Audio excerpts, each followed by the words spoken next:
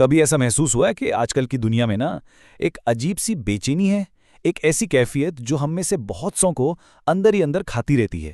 تو آج ہم ایک ایسے ہی خطبے کا تجزیہ کریں گے جو اسی جدید دور کی بیماری کی جڑ تک پہنچنے کی کوشش کرتا ہے۔ چلیں دیکھتے ہیں کہ یہ کیا ہے۔ یہ سوال ہے نا آج کے دور کی پوری کہانی ہے۔ ہم سب مسلسل کسی نہ کسی چیز کے پیچھے بھاگ رہے ہیں، اور چاہیے اور بہتر چاہیے، لیکن دل کا سکون ہے کہ کم سے کم ہوتا جا رہا ہے۔ تو آخر یہ چکر ہے کیا؟ خطبہ اسی کی گہرائی میں اترتا ہے۔ تو اس ساری بے چینی کی جڑ کیا ہے؟ خطبے کے مطابق اس کی جڑ ایک بہت پرانی پیشن گوئی میں بتائی گئی ہے۔ نبی نے ایک روحانی بیماری سے خبردار کیا تھا، اور وہ بیماری کیا تھی؟ دنیا کی محبت اور موت سے نفرت۔ یہی وہ دو چیزیں ہیں جو ہماری آج کی پریشانیوں کی اصل بنیاد ہیں۔ اچھا، تو اس روحانی بیماری کا ایک نام بھی ہے، وہن۔ یہ صرف ایک لفظ نہیں ہے بلکہ ایک پوری تشخیص ہے۔ اس کا مطلب ہے دنیا سے اتنی زیادہ محبت، اتنی محبت کہ اس کو چھوڑنے کا یعنی موت کا خیال بھی ڈرانے لگے۔ اور یہی وہ نقطہ ہے جہاں سے ساری بے چینی شروع ہوتی ہے۔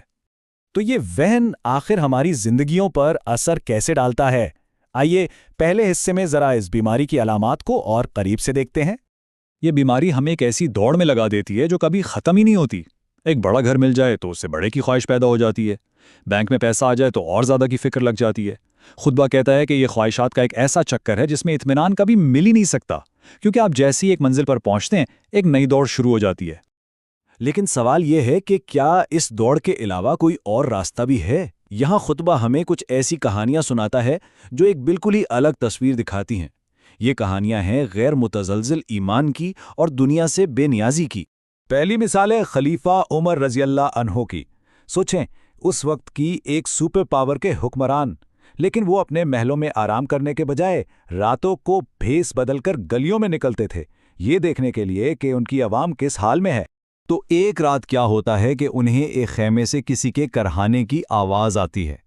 وہ فوراً اپنے گھر بھاگتے ہیں اور اپنی پیٹھ پر آٹے اور گھی کی بوری لاد کر واپس لاتے ہیں، اور پھر خود زمین پر بیٹھ کر اس غریب خاندان کے لیے کھانا بنانے لگتے ہیں۔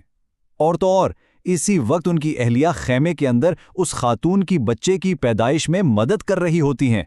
یہ ایک حکمران نہیں بلکہ ایک خادم کا رویہ تھا۔ اور جب اس گھر والے کو پتہ چلتا ہے نا کہ یہ مدد کرنے والا کوئی عام آدمی نہیں بلکہ خود امیر المومنین ہے، تو وہ حیران رہ جاتا ہے۔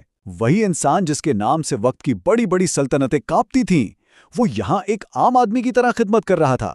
طاقت اور عاجزی کا یہ امتزاج واقعی حیران کن ہے۔ اچھا، اب ایک اور کہانی سنیں۔ یہ ایک ماں کی کہانی ہے، جنگ کے زمانے کی۔ ذرا تصور